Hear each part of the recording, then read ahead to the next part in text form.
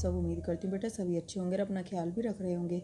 तो बेटा आज हम करने जा रहे हैं अपनी वर्कशीट नंबर 8, जिसमें हम विज्ञान के बारे में पढ़ेंगे। बेटा 6th क्लास की है, 21 तारीख की आपकी ये वर्कशीट है, ठीक है।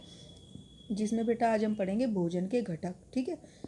और भोजन के घटक में बेटा हमारा संतुलित आहार चलेगा, ओके।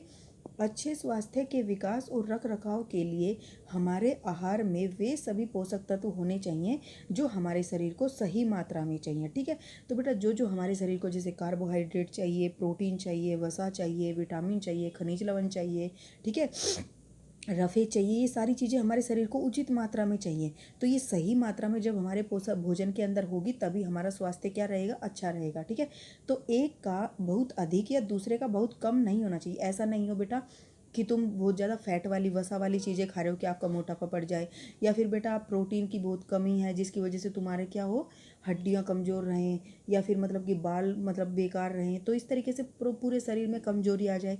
तो सही या ना तो कोई अधिक होना चाहिए और ना ही बिल्कुल कम होना चाहिए, ठीक है।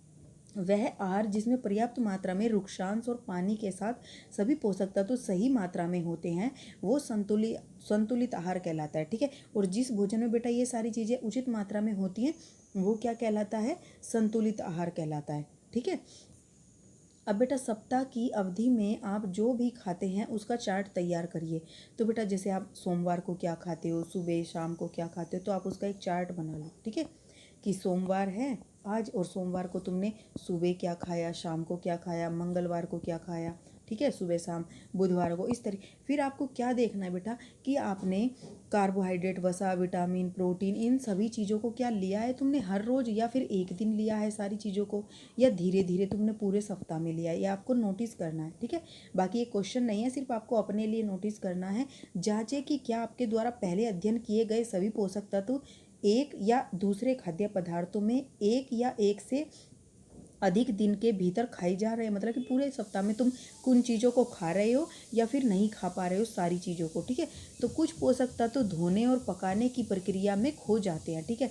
तो बेटा अब हम यहाँ पर पढ़ रहे हैं कुछ ऐसे तत्व जो क्या करते हैं, पोषक तत्व।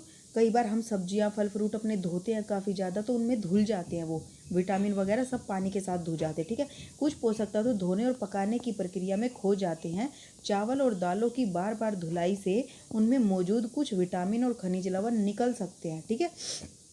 और फल और सब्जियों को छीलने के बाद धोने से भी कुछ विटामिन और खनिजों का नुकसान होता है, ठीक है।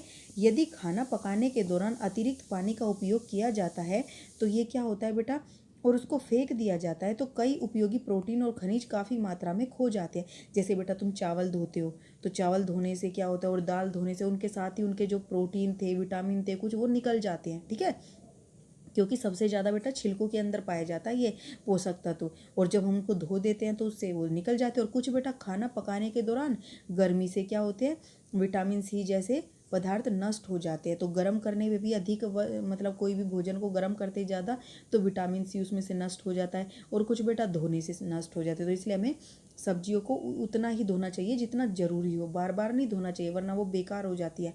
और ना ही हमें बार बार सब्जियों चीज़ों को गर्म करना चाहिए। अब कुछ क्वेश्चन आंसर है बेटा वो कर लेते हैं इसके, चलिए। पहला क्या है, सही कथन के आगे सही का निशान लगाइए। सिर्फ चावल खाने से हमें अपने शरीर के पोषण संबंधी आवश्यकताओं को पूरा कर सकते हैं?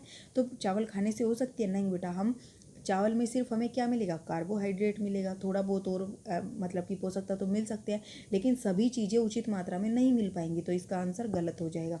फिर आहार से फलों और कच्ची सब्जियों को शामिल करना चाहिए। आहार में हमें फलों और कच्ची सब्जियों को शामिल करना चाहिए, तो यस बेटा हमें करना चाहिए उनको, ठीक है। फिर खाना पकाने के दौरान कौन सा विटामिन उष्मा से आसानी से नष्ट हो जाता है? तो आप क्या लिखोगे, विटामिन सी, ठीक है। ये थी बेटा आपकी आज की वर्कशीट, बड़ी ही आसान सी थी। उम्मीद करती हूँ आपको अच्छे से समझ आ गई होगी। फिर भी कोई डाउट रहता है तो आप कमेंट बॉक्स में पूछ लेना। इस वीडियो में इतना ही बेटा, अपना नेक्स्ट टॉपिक हम भी नेक्स्ट वीडियो में करेंगे। तब तक के लिए ऐसे हंसते रहिए, मुस्कुराते रहिए, पढ़ते रहिए और आगे बढ़ते रहिए। Thank you.